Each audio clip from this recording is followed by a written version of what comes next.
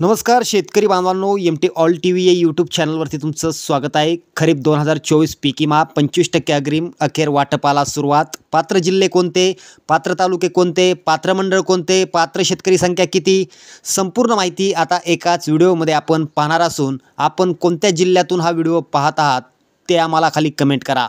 शेतकरी बांधवांनो, राज्यात अतिवृष्टीने मोठ्या प्रमाणात शेतकऱ्यांचं नुकसान झालं असून त्याचे पंचनामे होऊन 25% वाटपाचे आदेश दिले होते। मात्र विधानसभा निवडणुका लागल्याने वाटप लांबणीवर पडले होते। तर आता 25% अग्रिम कसं वाटप केलं जाणार आहे ते पाहूया।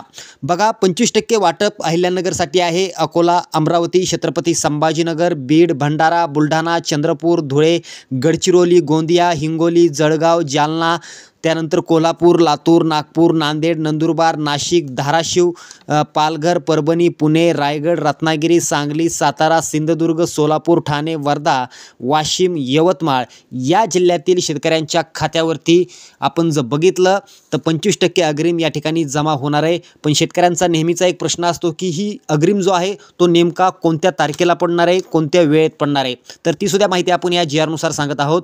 तर बघा मित्रांनो, आपण जर बघितलं तर येणाऱ्या 10 मार्च 2025 रोजी म्हणजेच अधिवेशन संपताच थेट 25% अग्रिम तुमच्या खात्यावरती आता या ठिकाणी जमा केलं जाणार आहे। शेतकऱ्यांसाठी ही होती मोठी बातमी। व्हिडिओ आवडला असेल तर शेअर करा। धन्यवाद।